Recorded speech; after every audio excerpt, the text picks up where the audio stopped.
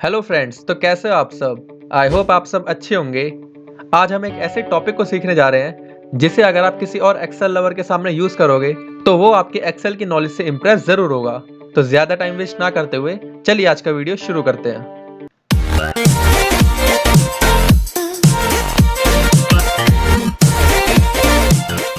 दोस्तों, वैसे तो आप एक्सेल में कई तरह से फॉर्मेटिंग कर सकते हैं।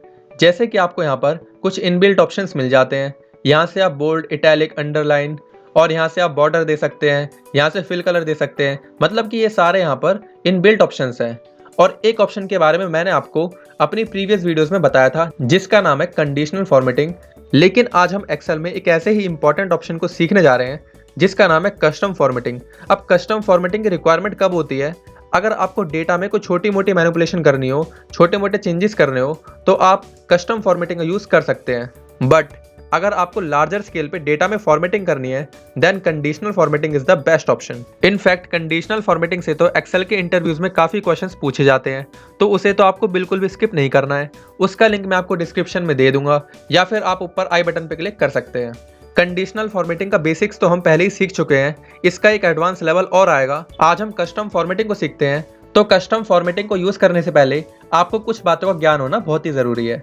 जैसे कि यहाँ पर हैश का मतलब होता है न्यूमेरिक वैल्यूज, मतलब कि जितनी भी न्यूमेरिक वैल्यूज होती हैं उन सभी को हैश रिप्रेजेंट करता है।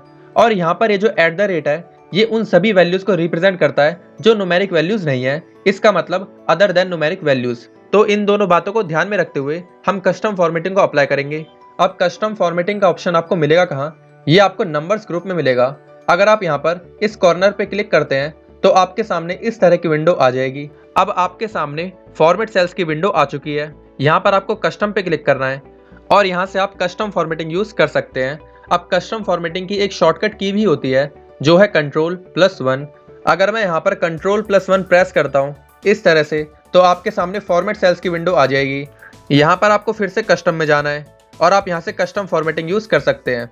अब इसको सिखाने से पहले मैं उस डेटा को सिलेक्ट कर लेता हूँ जिस पे मुझे कस्टम फॉर्मेटिंग अप्लाई करनी है। तो फिलहाल के लिए मैं इसको कैंसिल कर देता हूँ और मुझे इस डेटा पे कस्टम फॉर्मेटिंग अप्लाई करनी है, तो मैं इसको इस तरह से सिलेक्ट कर लेता हूँ और यहाँ पर मैं Ctrl+1 प्रेस करता हूँ और यहाँ पर मैं कस्टम में जाता हूँ और यहाँ से आप कस्टम फॉर्मेटिंग यूज कर सकते हैं। अब इस ऑप्शन को यूज करने से पहले ये तो जान लीजिए कि आपको किस तरह की फॉर्मेटिंग अप्लाई करनी है। तो इसको मैं थोड़ी देर के लिए साइड में कर देता हूँ। अब मैं यहाँ पर ये चाहता हूँ कि आपको जितने भी नंबर्स दिख रहे हैं इन सभी के स्टार्टिंग में 0 लिखा है। तो इसके लिए यहाँ पर आपको चेंजेस करना होगा। यहाँ पर मैं डबल इन्वर्टेड कॉमा में 0 लिखता हूँ इस तरह से। और जैसा कि मैंने आपको पहले बताया था कि नंबर्स को हैश रिप्रेजेंट करता है, तो यहाँ पर मुझे इन सभी नंबर्स को एक एक करके नहीं लिखना, यहाँ पर मुझे सिंपली हैश लिखना है। तो यहाँ पर मैं हैश इस तरह से लिख देता हूँ। अब यहाँ पे हमने इस तरह से क्यों लिखा इसे हम समझते हैं। यहाँ पे हैश का मतलब तो सारे नंबर्स हैं, लेकिन हैश के पहले हमने 0 लगा दिया है, मतलब कि सभी नंबर्स के पहले 0 आएगा। अब यहाँ पर हम ओके कर देते हैं और आप आउटपुट देख सकते हैं इन सभी नंबर्स के स्टार्टिंग में 0 आ चुका है। इसी तरह से आप यहाँ पर सिर्फ 0 ही नहीं बल्कि कोई भी नंबर और टेक्स्ट इन नंबर्स के स्टार्टिंग में लिख सकते हैं। इसके लिए बस आपको डबल इन्वर्टेड कॉमा में 0 की जगह पर वो वैल्यू प्रोवाइड करनी होगी। आई होप आपको ये समझ आया होगा। तो चलिए हम अपने नेक्स्ट एग्जाम्पल की तरफ बढ़ते हैं।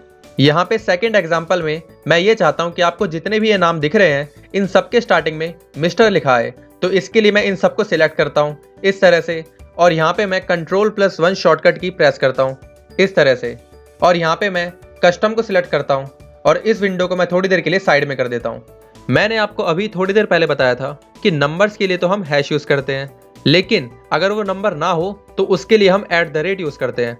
तो यहाँ पर हमें इन सभी नेम्स के लिए @ यूज करना होगा।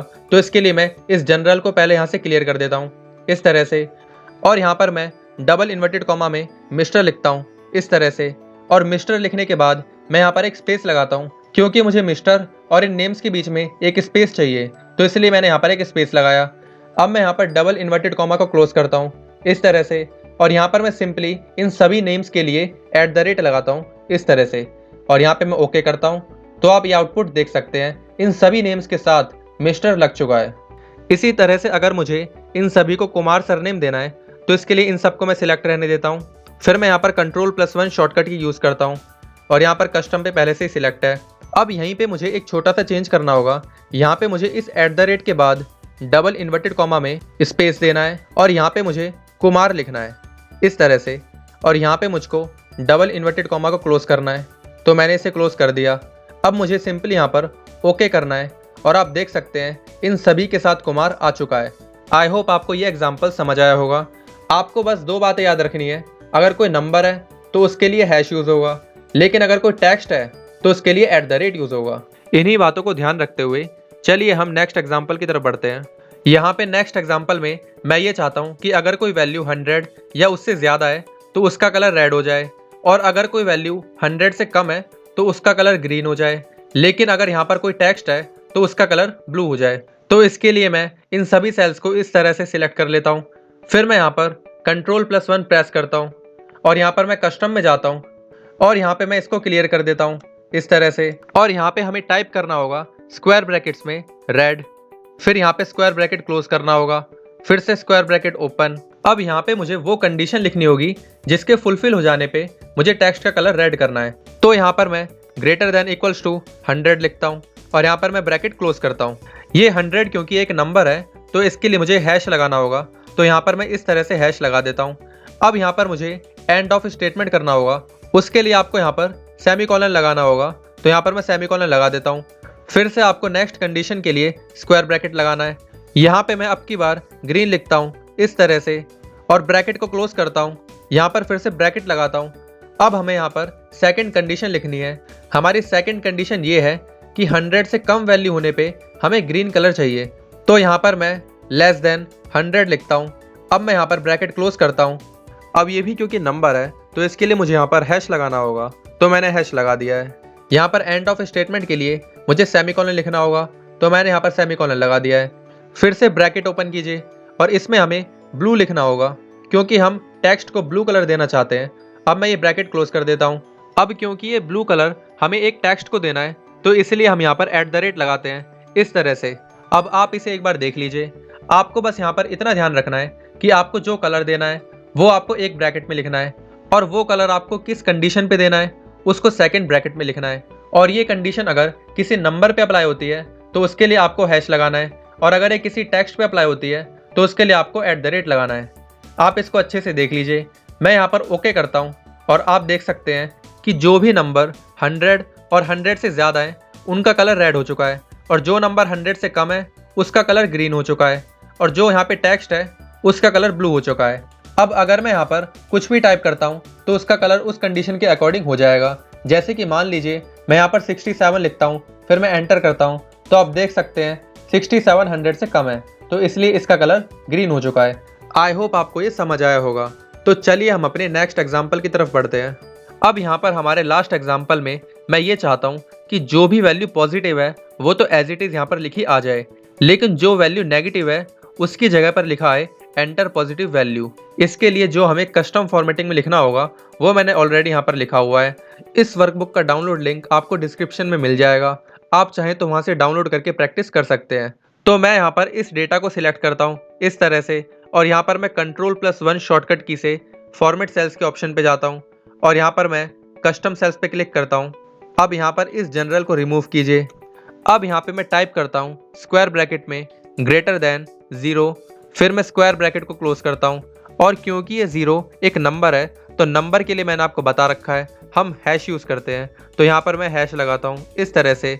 अब इस स्टेटमेंट को एंड करने के लिए यहाँ पे सेमीकोलन लगाइए। अब यहाँ पे डबल इन्वर्टेड कॉमा में एंटर पॉजिटिव वैल्यू लिखिए, तो मैंने यहाँ पर ये लिख दिया है। अब यहाँ पे आप इसको अच्छे से देख लीजिए और इसको समझ लीजिए। यहाँ पर हमने फर्स्ट ब्रैकेट में वो कंडीशन लिखी है जिसे हम फुलफिल कराना चाहते हैं, लेकिन अगर यहाँ पर ये कंडीशन फुलफिल नहीं होती, मतलब समझिए कि अगर यहाँ पर कोई भी वैल्यू 0 से कम होती है, और 0 से कम तो सारी नेगेटिव वैल्यू ही होती है, कुल मिला के बात वही पड़ी कि अगर यहाँ पर कोई नेगेटिव वैल्यू हो जाती है तो हमें उसकी जगह पर जो भी लिखा हुआ चाहिए वो हमें यहाँ पर डबल इन्वर्टेड कॉमा में लिखना होगा। आई होप आपको ये समझ आया होगा। तो यहाँ पर मैं ओके करके देखता हूँ और देखते हैं क्या होता है। आप यहाँ पर देख सकते हैं कि जहाँ जहाँ पे नेगेटिव वैल्यू थी वहाँ पर एंटर पॉजिटिव वैल्यू लिखा आ चुका है। अब यहाँ पे मैं इनमें से किसी भी सेल में कोई भी नेगेटिव वैल्यू लिखता हूँ तो उसकी जगह पर यही लिखा हुआ आएगा। जैसे कि मान लीजिए मैं यहाँ पर -89 लिखता हूँ और मैं एंटर करता हूँ, तो आप देख सकते हैं यहाँ पर -89 नहीं आया, यहाँ पर एंटर पॉजिटिव वैल्यू लिखा आया। तो आज का हमारा कस्टम फॉर्मेटिंग का लास्ट यूज़ है कि हम कैसे न्यूमेरिक वैल्यूज़ या फिर किसी भी डेटा को हाइड कर सकते हैं। सबसे पहले हम न्यूमेरिक वैल्यूज़ को हाइड करना सीखते हैं। जैसे कि मैं इन सभी को सिलेक्ट कर लेता हूँ। ये सारे न्यूमेरिक वैल्यूज़ हैं। यहाँ पर मैं Ctrl+1 प्रेस करता हूँ और यहाँ पर मैं कस्टम में जाता हूँ। न्यूमेरिक वैल्यूज़ को हाइड करने के लिए यहाँ पर आपको या तो एक बार सेमीकोलन लगाना है या फिर आपको 2 बार सेमीकोलन लगाना है। तो मैं यहाँ पर फिलहाल एक बार सेमीकोलन लगाता हूँ। अगर आप यहाँ पर 2 बार सेमीकोलन लगाते हैं तो वो भी न्यूमेरिक वैल्यूज़ को ही हाइड करेगा। तो यहाँ पर मैं ओके करता हूँ और आप देख सकते हैं कि ये सारी की सारी न्यूमेरिक वैल्यूज़ हाइड हो चुकी है। अब हम सभी डेटा को हाइड करना सीखते हैं। उसके लिए इस पूरे डेटा को सिलेक्ट कीजिए। इस पूरे डेटा को सिलेक्ट करने के लिए आपको यहाँ इस कॉर्नर पे क्लिक करना होगा इस तरह से। अब यहाँ पे मैं Ctrl+1 प्रेस करता हूँ। यहाँ पे कस्टम फॉर्मेटिंग में जाइए। अब की बार यहाँ पे आपको 3 बार सेमीकोलन टाइप करना है। तो यहाँ पर मैंने इस तरह से 3 बार सेमीकोलन टाइप कर दिया है। अब मैं यहाँ पर ओके करता हूँ और आप देख सकते हैं कि ये सारा डेटा हाइड हो चुका है। आई होप आपको आज की वीडियो में कस्टम फॉर्मेटिंग के ये सभी यूज़ समझ आए होंगे। मैं इसका एक और पार्ट लाऊंगा जिसमें हम कस्टम फॉर्मेटिंग को और कई तरीके से यूज़ करना सीखेंगे। अगर आपको ये वीडियो पसंद आई है तो प्लीज़ इस वीडियो को लाइक कीजिए, चैनल को सब्सक्राइब कीजिए और जितना हो सके इस वीडियो को शेयर कीजिए। मैं ऐसी ही इंटरेस्टिंग एंड इन्फॉर्मेटिव वीडियोज़ आप सभी के लिए लाता रहूँगा। तो मिलता हूँ आपसे नेक्स्ट वीडियो में। तब तक के लिए टेक केयर, बाय बाय।